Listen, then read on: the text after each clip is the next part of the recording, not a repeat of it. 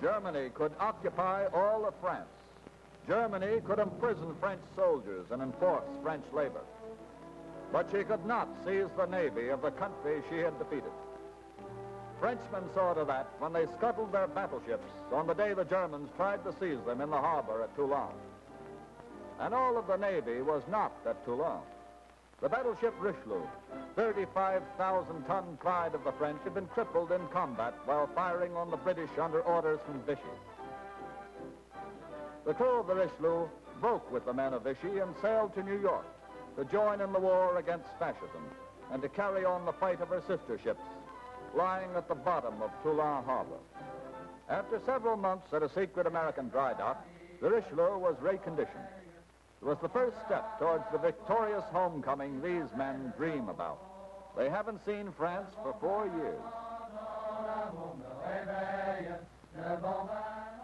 But they can play the songs they remember and talk with their padre about home.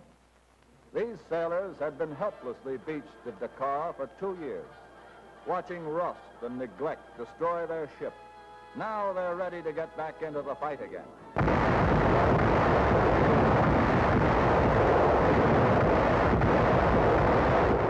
Some of these sailors are mates of the men who went down on their ships at Toulon. Some of them are sons or brothers of soldiers who were killed or captured by the Germans in 1939. All of them are Frenchmen. And a battleship with a fighting crew, a speed of 32 knots, and a battery of 15-inch guns speaks the kind of fighting French Germans understand.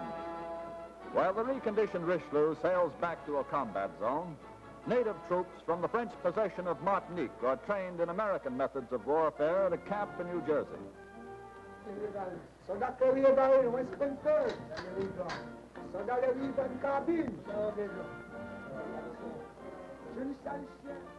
Their language is different, but the equipment is the same as is issued to American soldiers. These troops are famous fighters, and in the United States they learn the organization and teamwork of modern infantry and the use of modern weapons.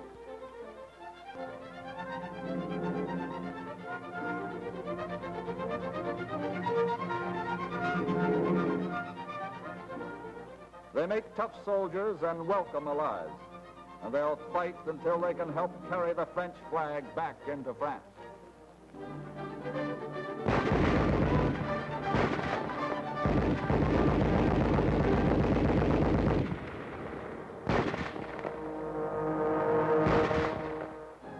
At a port in the United States, French airmen arrived from Africa.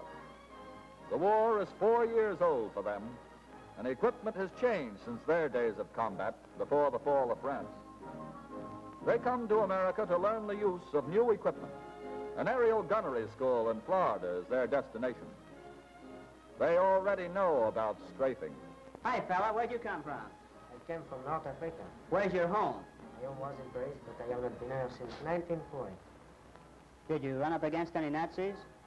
Yes, I left Paris one day before the German capturing. We walking on the road and one German plane strafed us. I was lucky, but 42 others were killed. These men had to fight for a chance to fight. They had to risk a death sentence in escaping. They had to kill German guards to cross the borders of their occupied country. The guns they're training with now are a great improvement over the guns that were lost at the fall of France. And this time they have plenty of ammunition. They knew the character of the enemy long before they entered gunnery school. On graduation day, Americans and Frenchmen get their wings together. 2 flags, 2 peoples fighting side by side.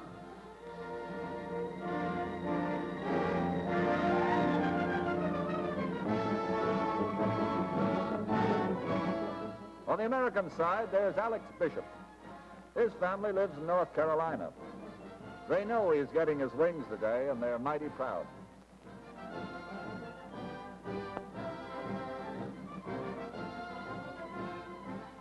Henri Chavagnar's family live in France, in a town called Rochefort. They don't know that he's getting his wings today. Henri doesn't know if his family is living or dead. And he never will know. until he and Bishop and millions of others have forced the fascists to unconditional surrender.